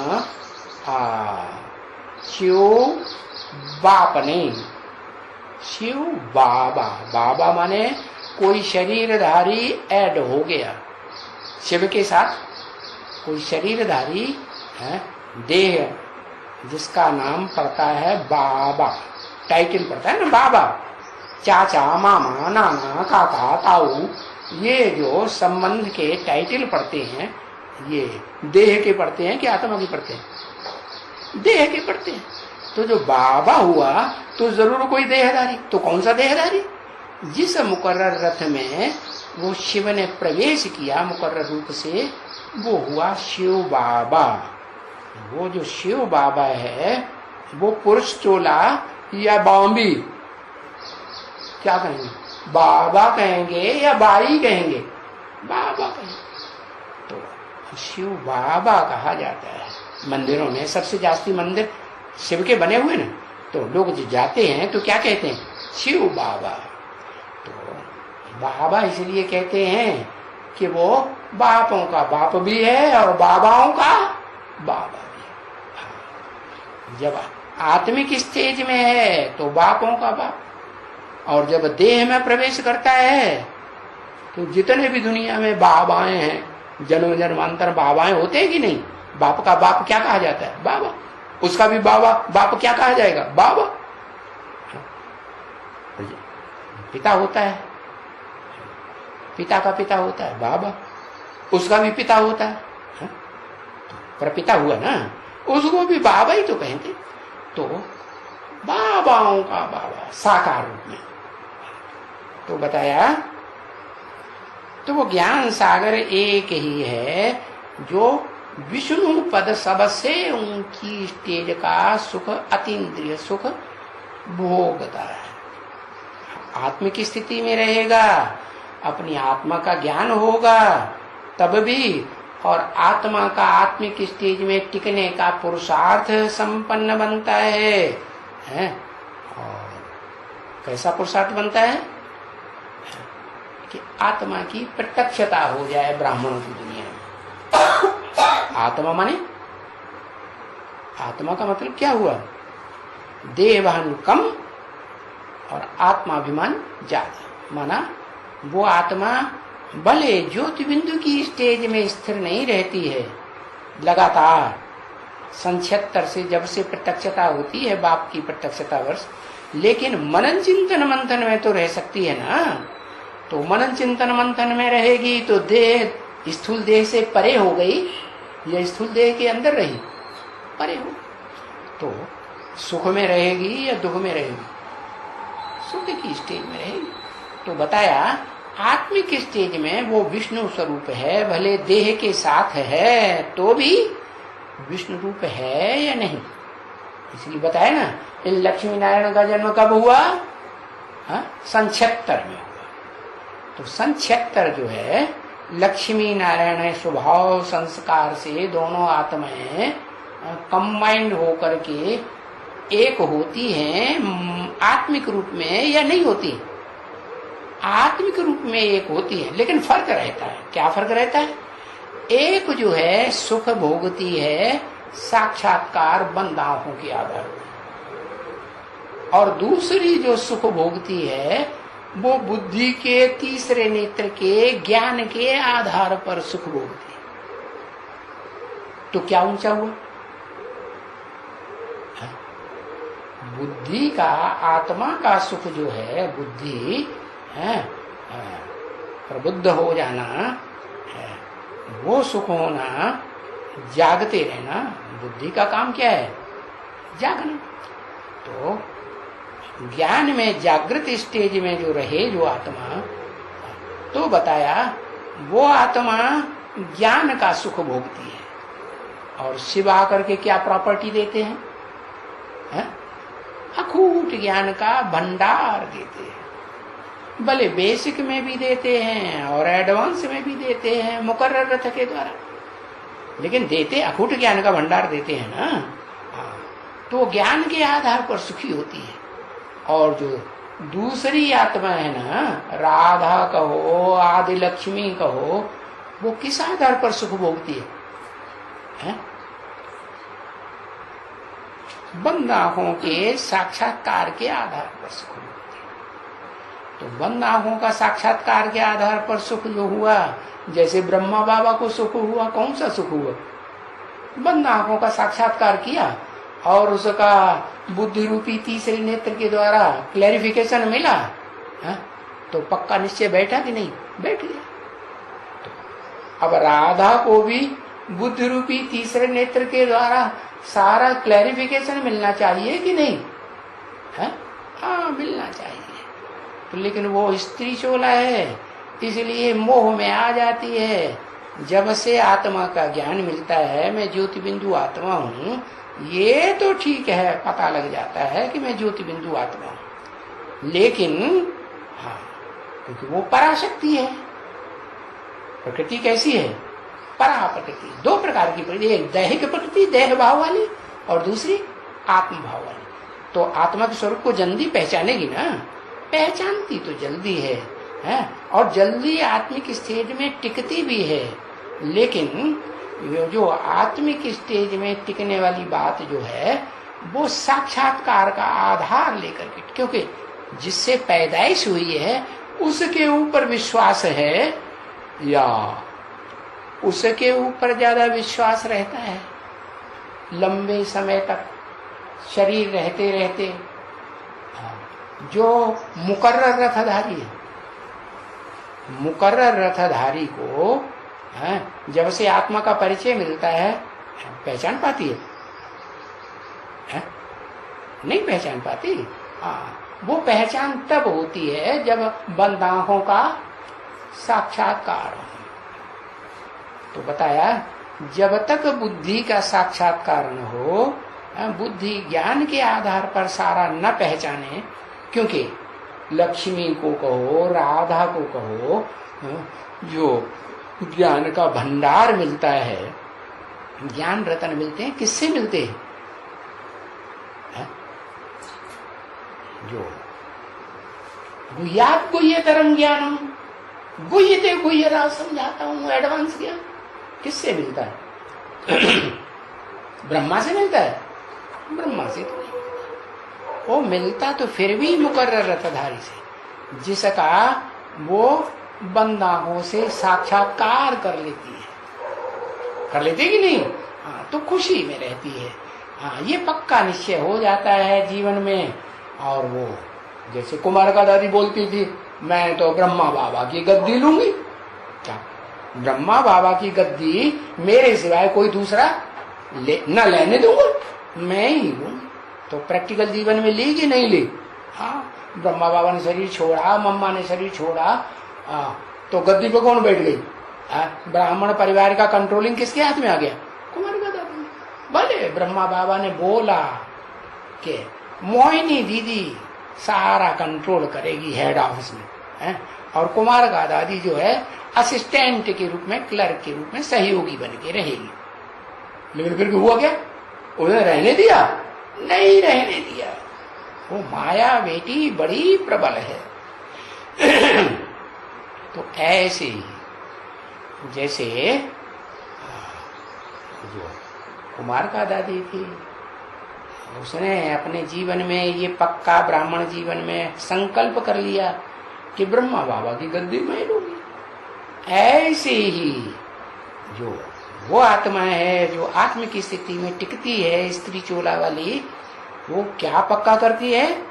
क्या कि अगर लक्ष्मी बनूंगी पहले नंबर की तो मैं ही बनूंगी पहले नंबर की, माने आदि लक्ष्मी। तो आदि लक्ष्मी अज्ञान काल में, वैश्य ज्ञान काल में जिसके बनने का लक्ष्य हो गया हो, तो फाउंडेशन तो पड़ गया ना। तो फाउंडेशन जो है संक्षेप्तर में पक्का रूप धारण कर लेता है जब उसे साक्षात्कार होने लगता है। साक्षात्कार आधार पर पक्का हो जाता है कि लक्ष्मी तो मेरा ही पार्ट, किसी और का पार्ट है नहीं। कुमार का दादी के भी मुंह से निकल जाता है, क्योंकि जो एडवांस ज्ञान की बातें हैं ना, जो जो जो वाणी चलती है ना, वो तो बड़ी बड़ी दीदी दादियां दरवाजे बंद करके आराम से सुनती है। असिस्टेंट बहनों को नहीं सुनने देंगी। माया क्या करती है? माया भी काम करेगी कि नहीं? छुप के करेगी कि मैदान में करेगी? छुप के काम ऐसे करती है। क्या कैसे? चोर बाजारी, क्या कहते हैं उसको? Black marketing. तो ये ज्ञान के धंधे की, ईश्वरीय ज्ञान की ब्लैक मार्केटिंग चलती है बड़ी बड़ी दीदी दादियों के अंदर। वो खुद तो सारा एडवांस ज्ञान लेती है, लेकिन ब्राह्मणों की दुनिया में और जो दुनिया में जो भी संस्थाएं भारत में भारतवासी फैली हुई हैं, उन भारतीय संस्थाओं में ब्रह्मा कुमारी तो बहुत ज्यादा तेजी से आगे बढ़ती है। चारों तरफ दुनिया में फैलती है ना। जितने केंद्र ब्रह्मा कुमारी विद्यालय की तीव्र गति से बढ़ते जाते हैं, उतना और कोई धर्म संस्था के भारत में बढ़ते हैं क्या? नहीं बढ़ते। तो इतना प्रभाव वर्चस्व बढ़ जाता है कि जैसे रावण को अहंकार हो गया कि सारी दुनिया, तीनों लोग मेरे कब्जे में, अब भगवान हो तो मेरे से टक्कर लेके दिखाए। तो ऐसे ही अहंकार आ जाता है क्या? तो वो अहंकार जो है देह समझने वाले को तो आएगा, लेकिन जो अपन को आत्मा समझेगा उसको आएगा? उसको नहीं आएगा। तो वो बताया आत्मिक स्थिति में टिकने वाली जो परा प्रकृति है, वो तो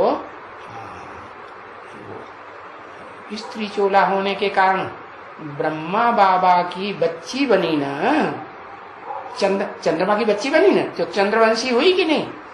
फर्स्ट क्लास चंद्रवंशी कन्या हुई। वैसे भी कंडुआओं को और कन्याओं को उठा के देख लो, ज्यादा बढ़िया पढ़ाई दुनिया में कौन पढ़ते हैं? कंडुए या कन्याएं? कन्या।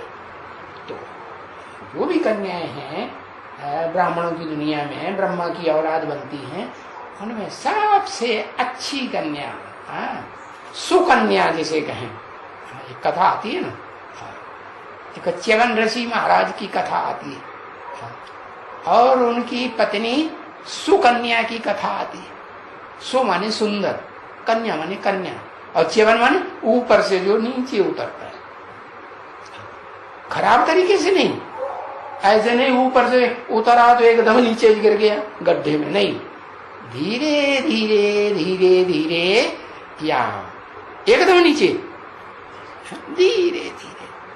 तो जो आत्माएं ऊपर से सत्युग से जन्म लेते लेते नीचे सृष्टि पर कलयुग के अंत तक 84 जन्म के चक्कर में नीचे उतरती हैं, कौन श्रेष्ठ हुई? जो धीरे धीरे नीचे उतरती हैं वो श्रेष्ठ है, या जो एकदम नीचे उतर पड़े वो श्रेष्ठ है? धीरे धीरे। तो उनका च्यवन ऋषि नाम पड़ा शास्त्र में। च्यवन माने नीचे उतरने वाले। कैसे नीचे उतरने वाले? धीरे धीरे नीचे उतर।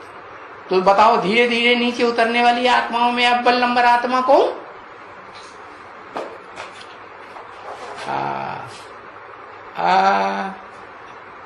ओहो, एक की बुद्धि में आया स्त्री चोला और एक की बुद्धि में आया पुरुष चोला। एक लिखता है राम और एक लिखता है लक्ष्मी। अरे भाई, माता जी ने लिखा प्रजापिता। सबसे धीमी गति से उतरने वाली आत्मा इस सृष्टि रूपी रंगमंच पर चारों सीन में कौन? प्रजापिता। लेकिन वो तो पुरुष चोला कि स्त्री चोला? पुरुष चोला। और जो स्त्री चोला में कौन है? हाँ, लक्ष्मी। तो वो आत्मा जो है ना, परा प्रकृति, जो अपरा प्रकृति है, नीची स्टेज का पार्ट बजाने वाली, तो वो अपरा प्रकृति देवभान वाली होती है और परा प्रकृति आत्माभिमान वाली होती है। तो जो आत्माभिमान वाली प्रकृति है, वो अगर ज्ञान सागर के साकार में, प्रैक्टिकल में, संसर्ग संपर्क में आ जाएगी तो तीव्र गति से ऊंची उड़ेगी, उठेगी, प्योरिटी की पावर के कारण के धीरे धीरे उठेगी। हाँ, तीव्र गति से। तो जैसे बताया, कन्या कौन सी अच्छी?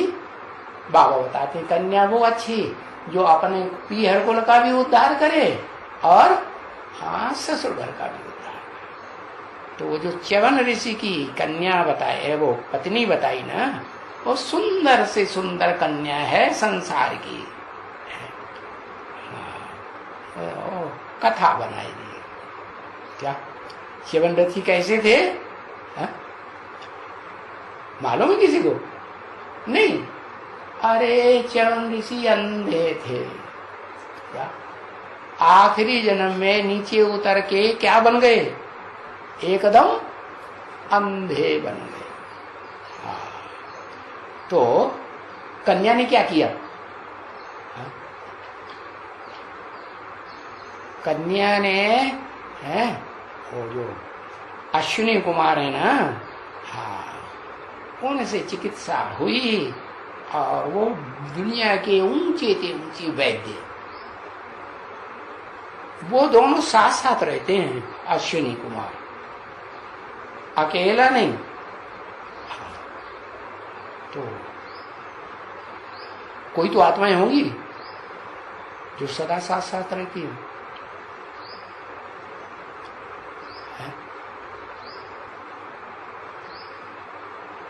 कोई है या नहीं? नहीं। कौन?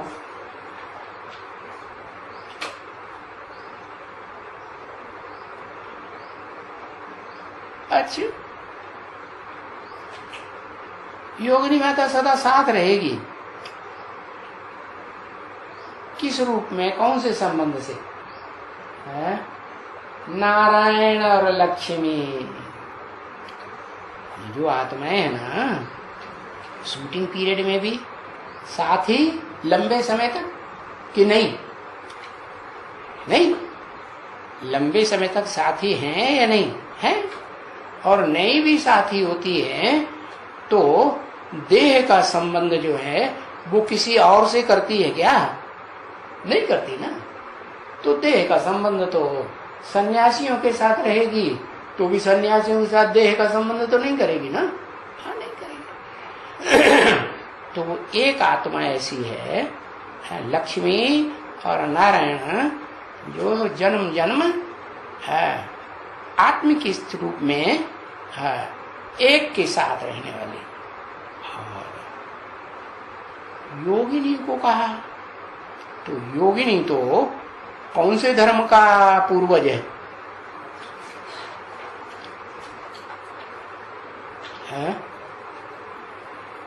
अरे वंश तो बताई दिए ना, सूर्य वंश, चंद्र वंश, इस्लाम वंश, बौद्ध वंश, क्रिश्चियन वंश।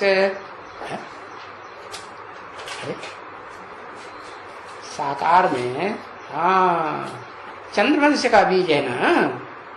तो चंद्रवंश का जब बीज है तो चंद्रवंश का बीज क्यों हो गई? वो तो सूर्यवंश में जन्म लेती है।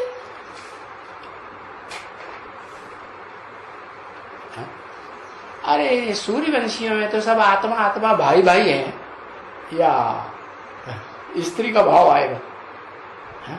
आना चाहिए। अगर आता है स्त्री का भाव तो आत्मा आत्मा भाई भाई की स्टेज में पहुंचे या नहीं पहुंचे? नहीं पहुंचे। जब आत्मा आत्मा भाई भाई का भाव बनने लगे तो कहेंगे पक्के सूर्यवंशी हुए कि नहीं? और अगर पक्के सूर्यवंशी हैं, समझ में आ रहा है? पक्के सूर्यवंशी हैं तो वो जो पक्के सूर्यवंशी हैं वो जन्म जन्मांतर पुरुष ही रहेंगे क्या? देह के बगैर सुख भोगेगी आत्मा जन्म जन्मांतर की? नहीं, नहीं भोगे। तो फिर किसी के साथ? क्योंकि जो सूर्यवंशी हैं वो सूर्यवंशियों में अगर चोला स्त्री चोला है, चोला तो स्त्री है लेकिन आत्मिक स्थिति पक्की है, इसीलिए आत्मिक स्थिति पक्की होने के कारण भाई भाई हैं। लेकिन स्त्री चोला होने के कारण वो जो सिट्टा जोरी होती है जन्म जन्मांतर की, होती है कि नहीं? ऊंच कुल में जाती है कन्या, कि कन्या नीच कुल में दी जाती है,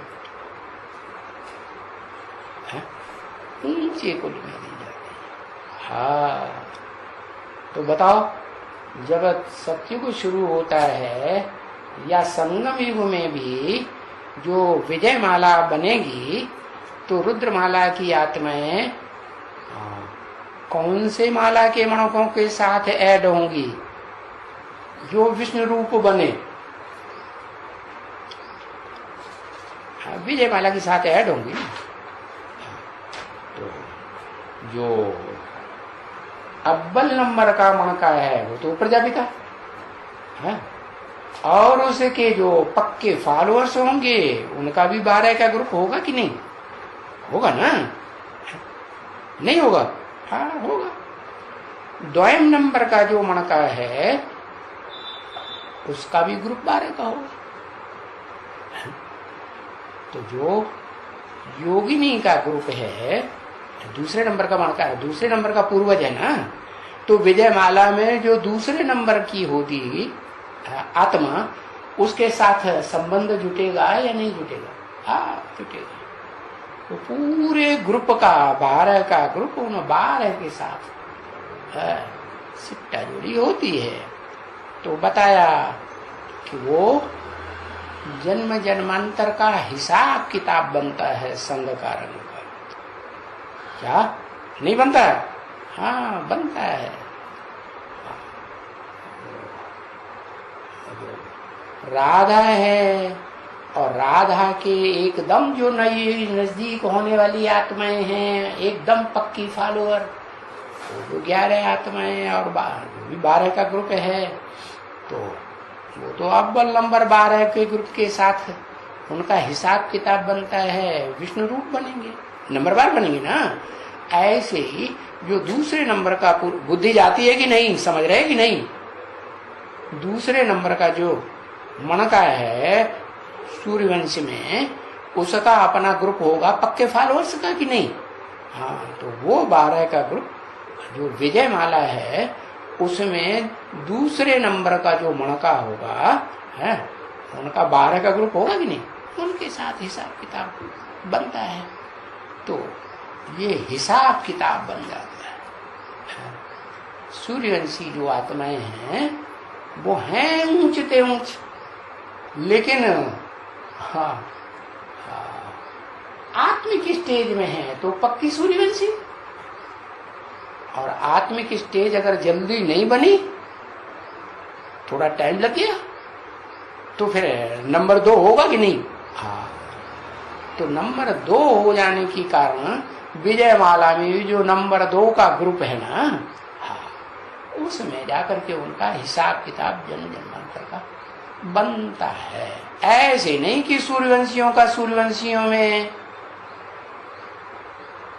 संयोग हो जाएगा जन्म जन्मांतर का, होगा नहीं, नहीं समझ में आया है? आया समझ में? हाँ आया। और मत क्लास करो टाइम से। सूर्यवंशियों का जो 12 का ग्रुप है ना, है ना, तो 12 के ग्रुप में 12 ज्योतिर्लिंगम कहे जाते हैं ना, उनमें जो पहला ज्योतिर्लिंगम है वो कौन है अव्वल नंबर?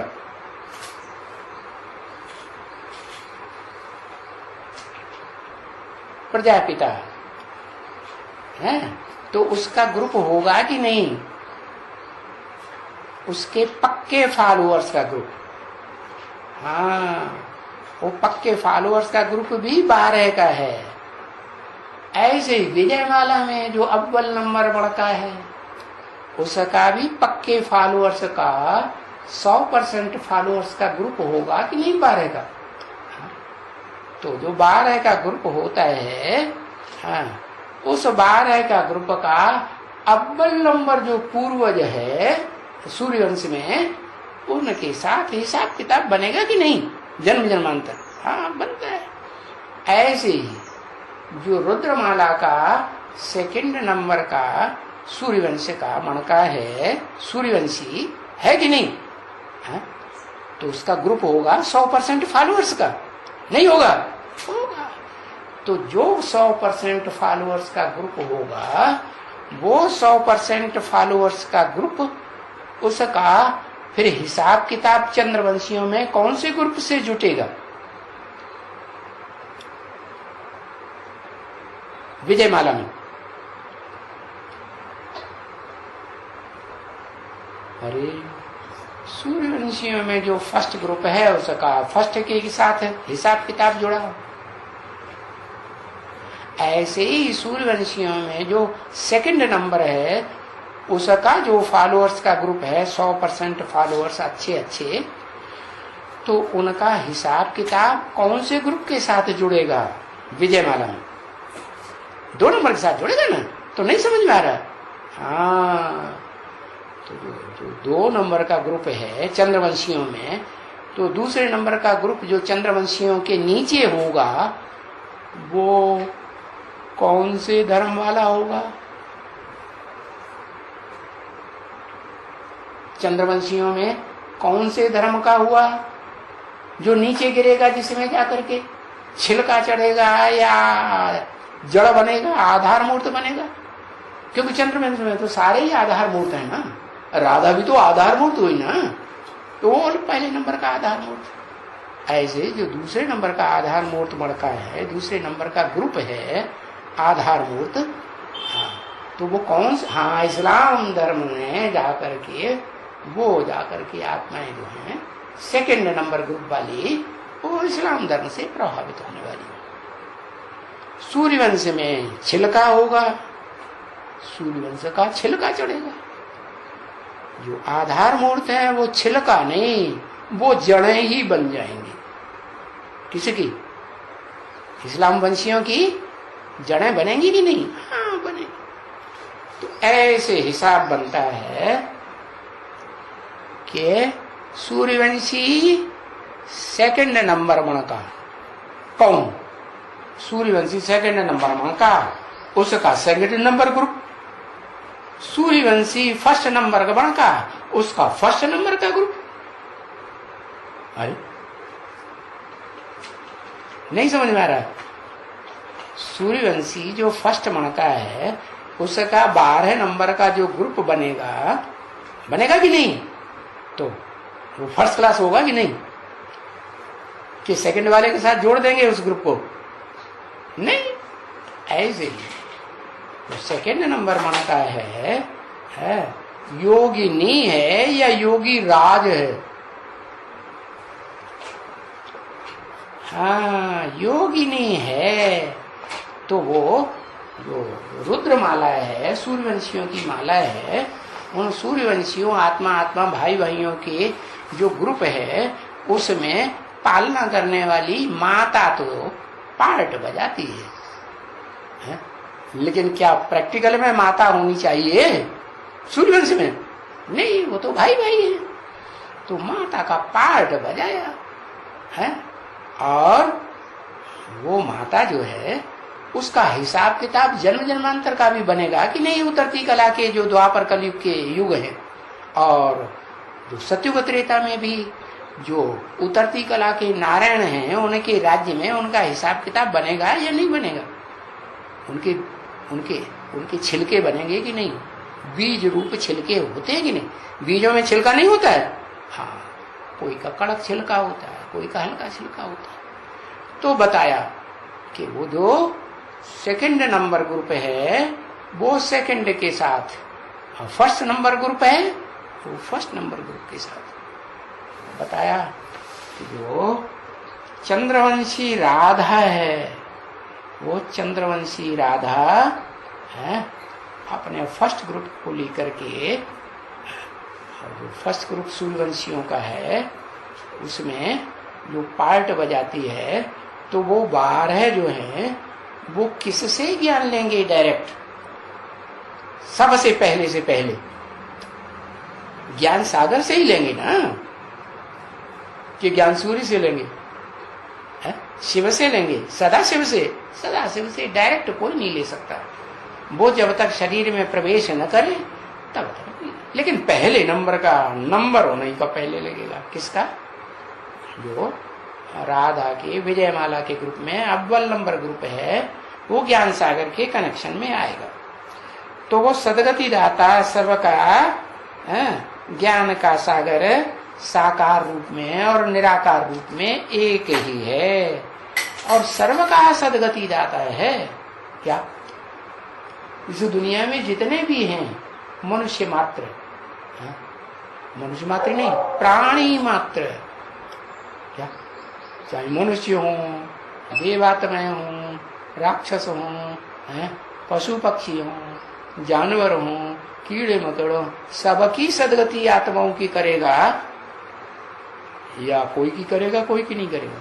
सबकी सदगति करने वाला वो एक ही है, साकार भी है और भले जो सिर्फ निराकार है और सदा ही निराकार रहता है, सुप्रीम सोल शिव सदा शिव, वो 100 साल पार्ट बजा के वापस चला जाता है। फिर भी आप समान किसी को बना के जाता है कि नहीं? तो जिस मनुष्य सृष्टि के बाप को आप समान बना के जाता है, उसके लिए बताया वो सर्व का सदगति दाता है। सदगति साकार शरीर से होती है या बिना साकार शरीर के सदगति होती है? सदगति माने स्वर्ग, दुर्गति माने नरक। तो शिव को कहेंगे स्वर्गवासी। अतीन्द्रिय सुख का वासी है वो, अतीन्द्रिय सुख भी नहीं भोगता। अतीन्द्रिय सुख से भी परे और इंद्रियों के सुख से भी परे, और कर्मेंद्रियों के सुख से तो वो जाने का है ही नहीं, वो तो और क्या गटर में पड़े रहते हैं, बहुत बुरा बुरा बोलता है। तो बताया एक सदगति दाता। तो तुम बच्चों को भी समझाया जाता है ना कि बच्चे कि ये जो समझते हैं कि हमारे में ज्ञान है शास्त्रों का, चाहे बाहर की दुनिया वाले ऋषि मुनि समझते हैं, चाहे ब्राह्मणों की दुनिया के जो ऋषि मुनि ब्राह्मणों में बैठे हुए हैं, कि हमारे अंदर शास्त्रों का बड़ा ज्ञान है। क्या जगदीश भाई ने मोटे मोटे शास्त्र लिखे ना, हाँ उन शास्त्रों को हमने बहुत पढ़ा है। पढ़ा है कि नहीं? हाँ पढ़ा है, बहुत पढ़ा है, और हम बहुत ज्ञानी हैं। हमको ज्ञान में कोई ब्रह्मा कुमार कुमारी जो हमारे से टक्कर नहीं ले पाएगा। तो ऐसे समझते हैं। तो वो है शूटिंग पीरियड के शास्त्री, और वो तो दुनिया वाले शास्त्री। तो उन विद्वान पंडित आचार्य शास्त्रियों से उनको कहेंगे उनका शास्त्र तो शास्त्रों का ज्ञान है? ज्ञान तो है, लेकिन शास्त्रों का, मनुष्यों के लिखे हुए शास्त्रों का ज्ञान है क्या? भगवान जिस मुकर्रर रथ में आते हैं परमानेंटली, वो ज्ञान है? चाहे शूटिंग पीरियड के ब्राह्मणों में, और चाहे वो बाहर की दुनिया के ब्राह्मणों में। और शूटिंग पीरियड के ब्राह्मणों में भी बेसिक वाले भी हैं, एडवांस वाले भी। एडवांस वालों में भी क्या वो शास्त्रों का ज्ञान है या नहीं है? शास्त्रों का ही ज्ञान है, या वो ज्ञान है जो ज्ञान वास्तव में शिव बाप देते हैं, अखूट ज्ञान का भंडार। एक एक आत्मा के 84 जन्मों की कथा कहानी सारी डिटेल में सबको पता चलती है या नहीं चलती है, उसको कहेंगे ईश्वरीय ज्ञान। तो अब वो ईश्वरीय ज्ञान अगर नहीं प्राप्त हुआ, अपनी आत्मा के, अपना आत्मा रूपी रिकॉर्ड के 84 जन्मों का ज्ञान प्राप्त नहीं हुआ, तो शास्त्रों का ज्ञान हुआ, विद्वान पंडित आचार्यों से सुना हुआ ज्ञान हुआ, या ईश्वरीय ज्ञान कहेंगे? कहेंगे ईश्वरीय ज्ञान? नहीं कहेंगे। तो वो हुई भक्ति। ज्ञान नहीं है तो क्या हुई? वो सब है भक्ति। इसके पीछे भागो, उसके पीछे भागो, इसको दोस्त बनाओ, उसको दोस्त बनाओ। इसे दोस्त की बात ज्यादा माननी है, उसकी बात उसकी बात नहीं माननी है। क्या क्या कहेगा? हाँ सही कहता, हाँ भगवान तो सही बात बोलता है। तो बोला ये है सब भक्ति। क्या है भक्त? क्या करेंगे? भक्त बनाएंगे या ज्ञानी बनाएंगे? ज्ञानी का मतलब ये, ज्ञानी का मतलब बताया, ज्ञानी वो जो सब कुछ जानने का इच्छुक हो। ज्ञानी वो किसको, जो गीता में कहा क्षेत्र और क्षेत्र के का जिसको संपूर्ण ज्ञान हो जाए। क्षेत्र माने शरीर, शरीर रूपी क्षेत्र में आत्मा रहती है ना, जमीन है ना, ये धरनी है कि नहीं? शरीर, इस धरनी में आत्मा रहती है। तो अर्जुन हुआ क्षेत्र, दुनिया का बहुत बड़े से बड़ा क्षेत्र हुआ। कौन? चैतन्य क्षेत्र अर्जुन। उस क्षेत्र को पहचानना और उस क्षेत्र में क्षेत्री, वो उस क्षेत्र को कंट्रोल करने वाला कंट्रोलर है। क्या भगवान दिखाते हैं कि अर्जुन के रथ को किसने कंट्रोल किया? भगवान ने। तो वो भगवान साकार नहीं होता कभी भी, वो सदैव निराकार है, सदा शिव है, सदैव कल्याणकारी, कभी अकल्याणकारी किसी आत्मा का बनता ही नहीं। तो उसको भी पहचान लिया एक ही शरीर में, उस मुकर्रर रथ। दोनों को पक्का पक्का पहचान लिया तो ज्ञानी, ज्ञान पूरा हो गया। और एक सेकंड भी माया ने हिलाई दिया और अनिश्चय आ गया तो क्या? ज्ञानी कि अज्ञानी? फिर बाद में कहते हैं हमको तो क्या हो गया, हमको तो कुछ हो गया था। क्या हो गया? डिप्रेशन हो गया। और डिप्रेशन में आने के कारण हम गलत फहमी में आ गए। तो एक सेकंड भी अगर माया ने गलत फहमी में लाया, भले बाबा समझाते रहे, भाई जल्दी मत करो, तुरंत का तुरंत फैसला लेना हो, तुरंत बेउरिया बिस्तर बांधना और भाग जाना हाँ बाबा के घर में से, ये अच्छी बात नहीं है। क्या करना चाहिए? सोच समझ के फैसला करना चाहिए ना, कि तुरंत करना चाहिए। हाँ? कहते हैं ना जल्दी का काम शैतान। तो शैतानी आत्मा होगी तो फिर सारी दुनिया शैतान बन जाती है। शैतान होने रावण। मुसलमान लोग नाम रखते हैं शैतान, और भारत में नाम रखते हैं रावण। तो अभी राम रावण की रस्साकसी हो रही है। राम अपनी तरफ खींचता है और रावण अपनी। एक सेकंड भी अगर बुद्धि को भ्रष्ट कर दिया रावण ने, माया रूपी रावण ने, तो क्या होगा? एकदम गड्ढे में ले जाता है। हाँ, तो भक्ति और ज्ञान को समझ लिया ना, भगत और ज्ञानी कौन है वो समझ लिया ना। हाँ, ओम शांति।